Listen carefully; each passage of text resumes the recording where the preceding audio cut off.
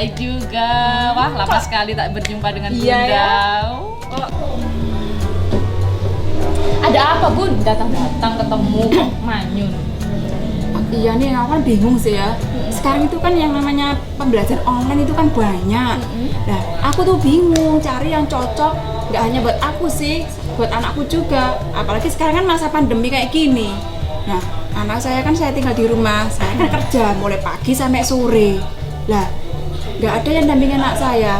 Saya cari online, pembelajaran secara online itu kan banyak. Lah, bingung yang cocok buat anak saya apa. Kadang anak saya kasih tahu yang ini. Aduh mah, jangan yang ini, cari lagi, bingung. Aduh Bunda, jangan bingung. Aku punya nih satu aplikasi milik Kementerian Pendidikan dan Kebudayaan yang bisa dipakai untuk pembelajaran secara online. Bunda mau tahu?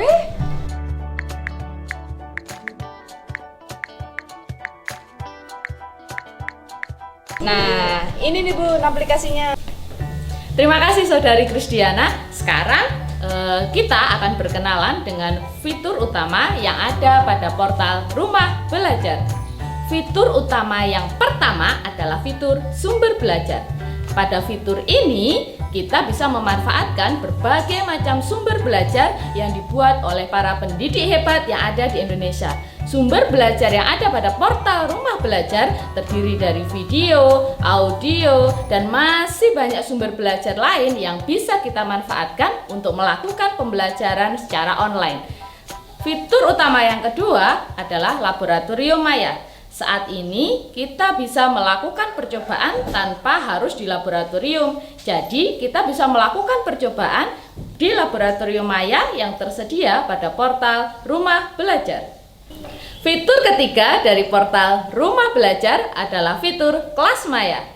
Fitur Kelas Maya merupakan fitur yang menyediakan pembelajaran secara virtual. Pada Kelas Maya ini, guru dan siswa bisa melakukan pembelajaran secara online.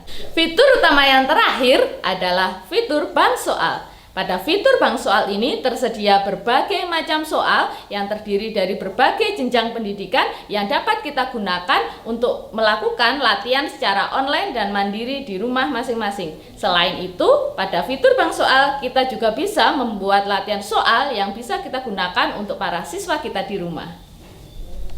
Kalian tidak akan pernah bosan belajar dengan menggunakan portal Rumah Belajar. Kenapa? Apa kalian tahu? Benar sekali, portal Rumah Belajar juga menyediakan salah satu fitur pendukung yang sangat menarik, yaitu fitur EduGame. Pada fitur ini, kalian bisa mengakses berbagai macam permainan yang tentunya menarik dan mengedukasi bagi kalian.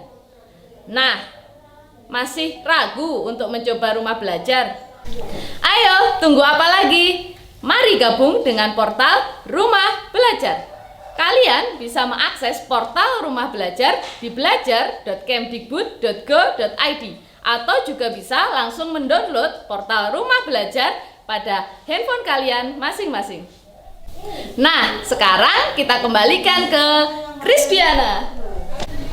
Nah, ini nih Bun, video yang saya gunakan ketika saya menjelaskan kepada siswa kelas 4 tentang bagian-bagian serta fungsi pada telinga.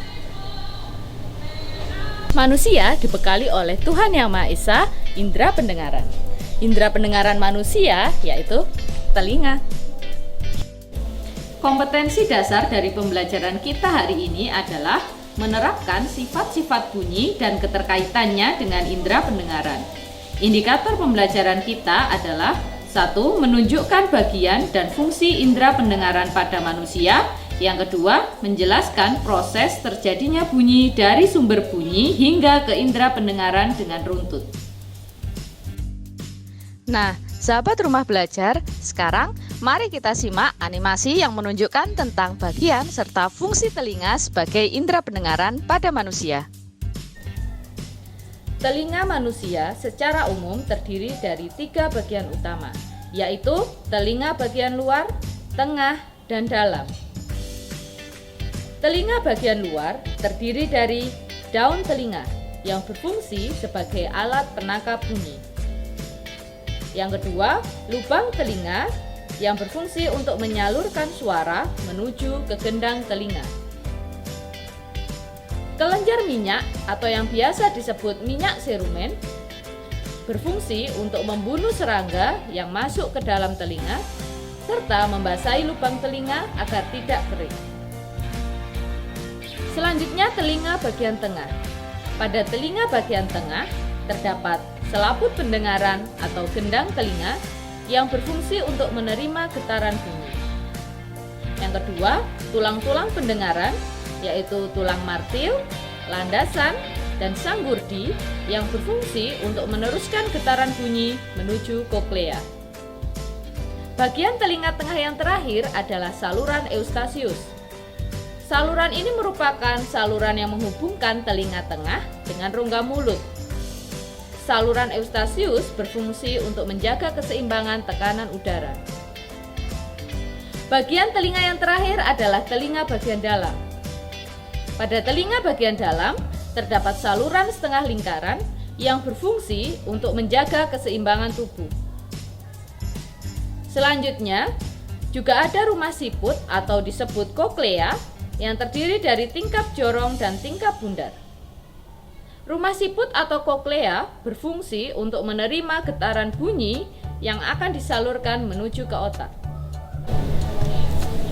Nah, ini nih Bun, video yang saya gunakan selama pembelajaran. Wah, bagus banget ya. Lengkap sekali. Aplikasi yang ada di rumah belajar cocok ini buat anak saya dan saya. Wah, keren.